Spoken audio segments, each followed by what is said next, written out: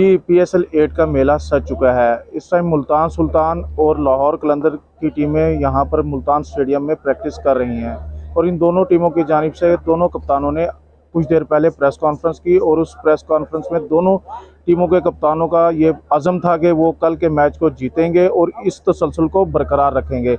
मुल्तान जो है वो 5 मैच खेले जाएंगे, जिनमें इस्लामाबाद, कोयटा ग्लैडिएटर, पेशावर ज़ल्मी और दीगर टीमों के होंगे।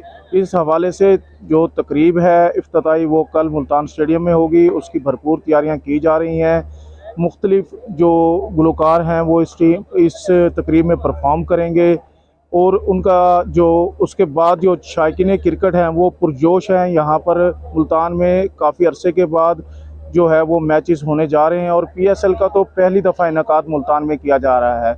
शायकीन क्रिकेट थोड़े से इस हवाले से मायूस भी हैं कि उनको टिकटों के असूल में बहुत ज़्यादा मुश्किलात का सामना है, बल्कि ब्लैक माफिया यहाँ पर फाल हो चुका है और उनको जो टिकटें हैं वो ब्लैक में लेनी पड़ रही हैं। 1000 वाली टिकट 8000 रुपये में और जो 6000 की टिकट है वो 12000 रुपये में फ़रोख्त की जा रही है, जिसकी वजह से शायकीन क्रिकेट काफ़ी मायूस दिखाई देते हैं और इनका कहना है कि इंतज़ामिया को टिकटों के असूल में कोई आसानी पैदा की जाए ताकि इनको ये कल का मैच देखने का मौका फराहम हो सके। जी।